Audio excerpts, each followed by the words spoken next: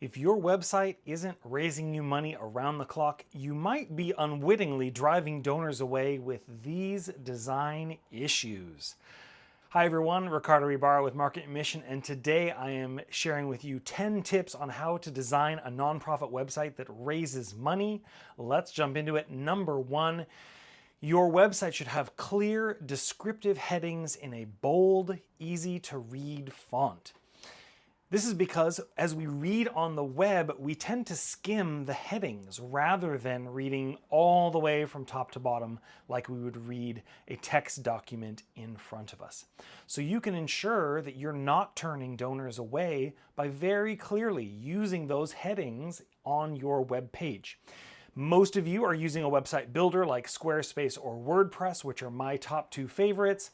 And in the text editor of your website builder, there are options for styling your text as headings. And they should go in order. H1 should always appear at the top of the page. H2 follows, H3 follows that, dividing your content into easy to understand sections.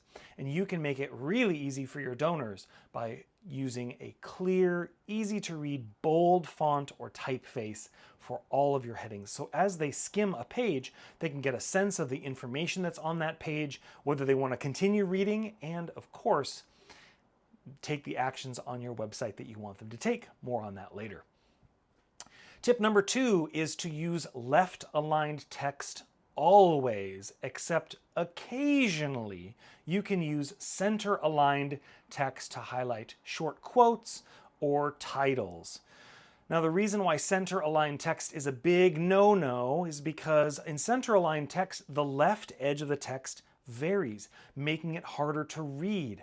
I see a lot of nonprofits who will write an entire web page and it's all center-aligned text. So as you're reading it, your eye has to track from left to right to left to right to find the new start of the following line. You can make your website so much easier to read and less likely to turn donors away by using left-aligned text in all cases, except the occasional use for a quote or a heading in center-aligned. Right-aligned just doesn't work at all, so don't even bother.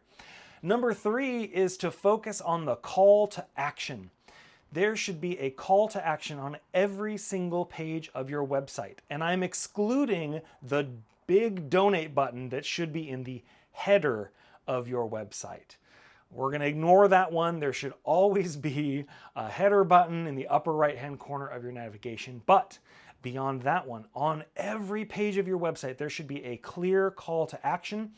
And you should customize it to the content on that page and the user's intent for visiting that page. For example, if you're talking about one of your programs, your call to action should be specifically to donate to fund that program or to sign up to support that program. Oh, here comes a kitty. See, not AI generated. I'm a real human in my home office teaching you about nonprofit marketing. All right. Number 4 is to use color appropriately and to choose a bright complementary color that will stand out for your calls to action, specifically your donate buttons. One of my clients, their brand colors are a beautiful navy blue and olive green and kind of a light gray color. And we realized that their donate page was not doing very well because their donate buttons were fading into the background. They weren't standing out enough. So we introduced a beautiful, bright kind of pumpkin or sunflower orange color, and they saw an increase in their donations. Their donation page is much clearer, and the other call to action buttons on their website are clearer and easier to find.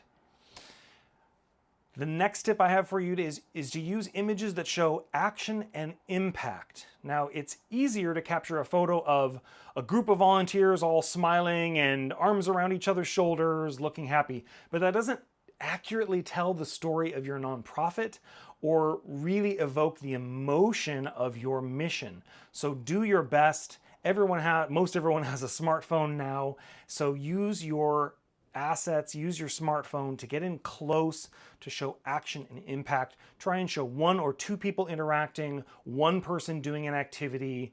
Try and show things that are really tangible. Think like a movie maker. What would you write if you were writing a script? What would need to appear in this scene, in this picture, to really evoke a message and an emotion about your mission and the work that you're trying to show?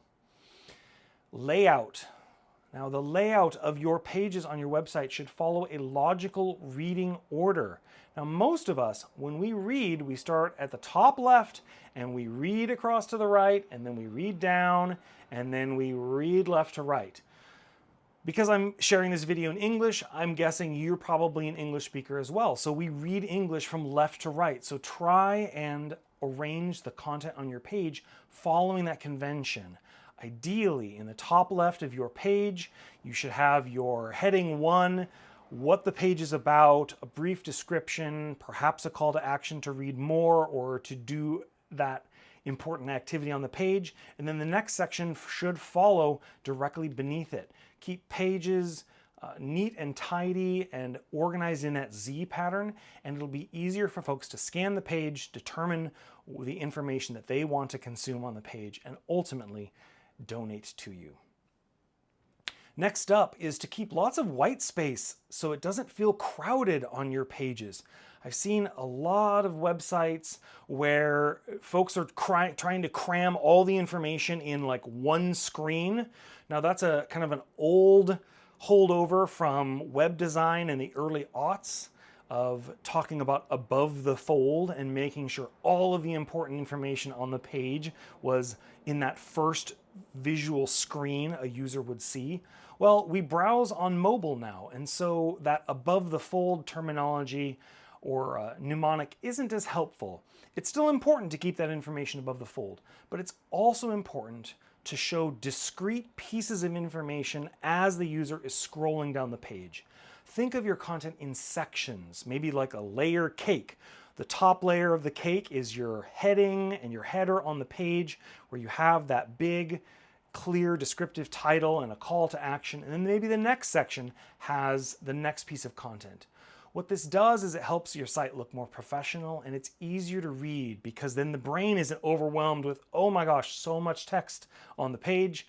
It has a little breathing room. It can say, oh, there's a paragraph of text here.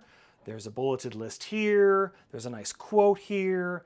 It makes it an easier browsing experience for your visitors. Every page should have proof in the form of photos, quotes, and stats. Now, in the nonprofit world, we are selling the intangible. We're selling public good. We're doing things that may not benefit everyone who's reading our webpage. For example, I donate to a lot of nonprofits whose missions are very important to me, but don't directly impact me or benefit me or my community. So we need to showcase in our website design on every page the proof that we're doing what we say we do, we're doing the good work that our mission demands. And you can do that in photos, I've already talked about that, in quotes from your clients, from your volunteers, from your donors, from stakeholders, anyone in that circle of support, anyone in your audiences that has an impact on your mission. You can get quotes from them to prove you're doing what you say you're doing, and of course, stats. Now, the 1-2 punch of quotes and the qualitative or emotional information is so important to be balanced with the hard data, the quantitative, the numbers. And if you can hit that right balance on each of your website pages, you'll find that conversions go up because some people are drawn more to the emotional resonance of your content, and other people are really looking for the hard data and facts that, hey, you served 1,000 middle schoolers free lunches over the summer last year, or 20 volunteers devoted 427 hours to cleaning up your local watershed. What's important in both quotes and stats is that you are super specific. There's something about the human brain where when we round numbers or we speak generally, it's easy for us to kind of abstract and not relate with a message as clearly. So if you're presenting stats, and you're talking about your river cleanup and your volunteers devoted 427 hours, say 427 hours rather than nearly 430 or over 420. That specificity helps your reader feel like you're more truthful and helps them really hook into the information. And same with the quotes. Try and get as detailed as you possible, of course, while honoring the confidentiality and the journey and the unique identities of the people you serve. But the more specific you can get in your quote in terms of how your mission impacted someone, whether that's a client or a stakeholder or a donor, the better. Okay, my last 2 tips. Your navigation should be simple and based on 2 categories, people and programs.